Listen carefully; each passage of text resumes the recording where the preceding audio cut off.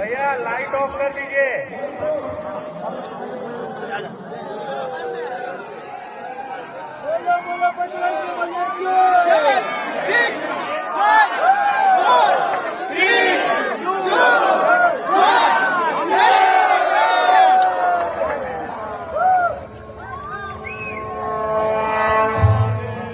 సర్వ మానవాళికి రక్షకుడు, మనకు కొండంత అండగా నిలిచేవాడు, మనసులో తలచిన వెంటనే గుండెల నిండా ధైర్యాన్ని నింపగలిగే మహాయోధుడు, అభయహస్తంతో ఎల్లవేళలా మనల్ని కాపాడే ఆ పవనపుత్రుడి ఇప్పుడు మనసారా స్తుతించుకుంటూ శ్రీ పంచముఖ ఆంజనేయ స్వామిగా అవతారమెత్తిన కథ దృశ్య రూపంలో తిలకిద్దాం రండి.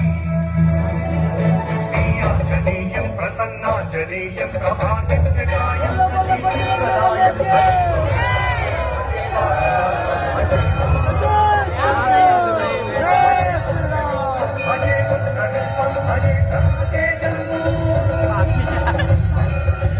అది రామాయణ మహాయుద్ధం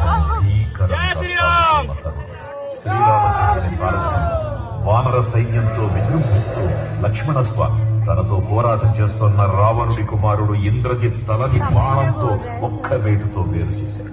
ఇంద్రజిత్ మరణ వార్త విన్న రావణుడు ఆవేశంతో ఊగిపోయాడు. ప్రతీకారం కోసం పాతాళ లోకాధిపతి తన సోదరుడు అయినటువంటి మహిరావణుడి సహకారం కోరాడు.